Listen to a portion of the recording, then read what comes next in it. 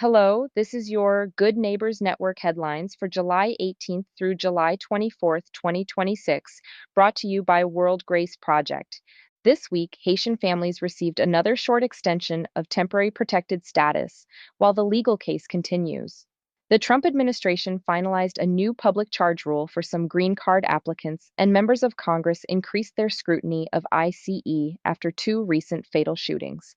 Fighting between the United States and Iran also continued, while Congress debated its authority over the conflict. Let's begin with immigration. A federal court temporarily extended temporary protected status, or TPS, for eligible Haitians through Monday, July 27th. This is another short term extension, not a final decision. Haitian TPS holders and their employers should continue watching for official USCIS updates because the situation could change again quickly. The Department of Homeland Security also finalized a new public charge rule this week. It will take effect on September 18th. The public charge rule is used in some immigration cases to decide whether a person may become primarily dependent on government assistance. The new rule allows immigration officers to consider a wider range of financial and personal circumstances when reviewing some applications for admission or permanent residence. It does not apply to every immigrant or every immigration application. Refugees, people who have been granted asylum, and several other protected groups are generally exempt. The change also includes a revised version of Form Y-485, which many people use to apply for a green card from inside the United States. Applications submitted before September 18th will continue under the current rule. Anyone preparing an application should check the form's edition date and seek qualified legal advice before making decisions about public benefits or filing an immigration case. Congress also continued reviewing the recent fatal ICE shootings in Texas and Maine.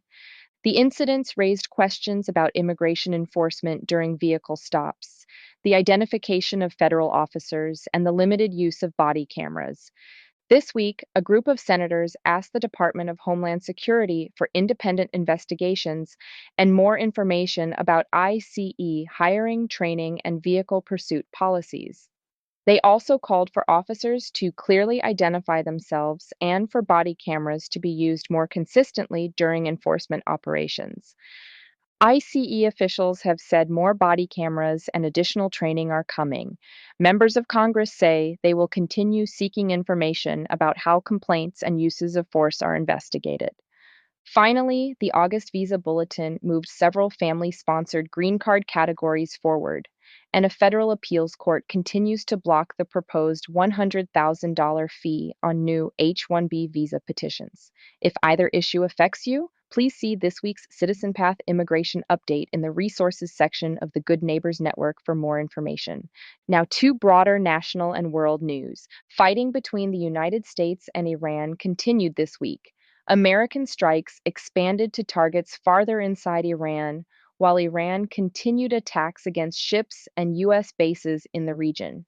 The conflict has also threatened important shipping routes, including the Strait of Hormuz. A large share of the world's oil moves through this area, so disruptions can quickly raise oil, gasoline, and transportation prices. Congress continued debating whether the president should be able to conduct an extended military campaign without additional authorization from lawmakers. This debate involves the constitutional division of war powers. The president serves as commander in chief, but the Constitution gives Congress the authority to declare war and approve government spending. Members of both parties have raised questions about how those responsibilities should apply to the conflict with Iran.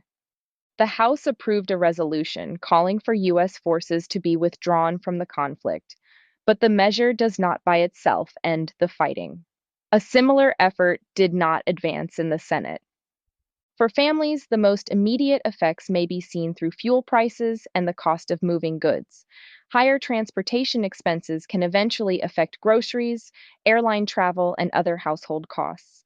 Now to Iowa news. Researchers at the University of Iowa are using NASA satellite information and Iowa water quality data to develop a nitrate forecasting system for rivers and streams. The system would work somewhat like a weather forecast. Researchers hope it can warn public water systems several days or weeks before nitrate levels are expected to rise.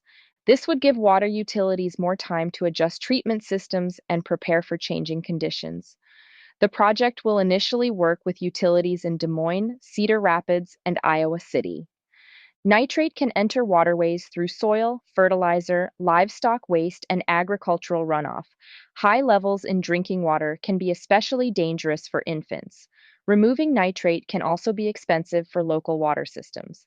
The forecasting project will not remove nitrate from Iowa's water, but it may help communities respond earlier and manage drinking water treatment more effectively. Iowa has also seen a decrease in the number of people enrolled in the Supplemental Nutrition Assistance Program, commonly known as SNAP. Nearly 25,000 fewer Iowans are receiving food assistance than before recent federal and state eligibility changes. Families who receive SNAP should carefully read notices from Iowa Health and Human Services and respond to requests for information. People should not assume they are ineligible without checking with the state or a trusted community organization. Finally, a community opportunity. Cedar Valley Global Pathways and Community Bank and Trust are offering a free immigrant financial empowerment initiative beginning August 12th at the Waterloo Public Library. The program will cover budgeting, saving, building credit, financial safety, and planning for retirement. Registration is required. Please visit the resources section of this week's Good Neighbors Network to access the official registration link. Thank you for joining us for this week's Good Neighbors Network headlines, brought to you by World Grace Project. We hope this update helps you stay informed, connected, and engaged in your community. We'll see you again next week.